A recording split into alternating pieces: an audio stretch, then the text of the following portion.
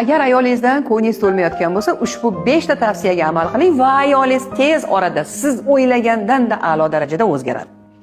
Birinchisi, ayolga birinchi o'rinda e'tibor kerak. E'tibor nima? Qo'ng'iroq qilib turishingiz, hol so'rab qo'yishingiz, puli yo'qmi so'rab qo'yish, kerak paytda plastikiga aytmasdan pul tashlab qo'yish, uni ehtiyojlari bilan qiziqish. Ikkinchisi, mehr. Ayol kishi sizni mehringizni his qilsa, hech qachon sizga yomon gap gapirmaydi. Baqiroq, asabiy ayollar bu mehr yetishmagan ayollar. Uchinchisi, vaqt ajrating. U bilan ozgina suhbatlashing, unga gapiring, unda kuni bilan nima bo'lgani haqida gapirib berishga imkon bering. Ayol kishi o'zida o'tayotgan jarayonni bo'lishga ehtiyoji bor va uni eshitgan erkak unga mana shu ehtiyojni qondirishiga yordam beradi.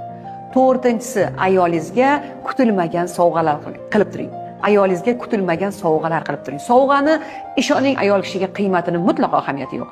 Bu xoh bittagina gul bo'lsin, xoh qahva bo'lsin, qanaqadir kutilmagan sayr bo'lsin, kichkina qiziqarli sovg'alar qilib turing. Va beshinchisi, ayolingizni hammadan himoya qiling.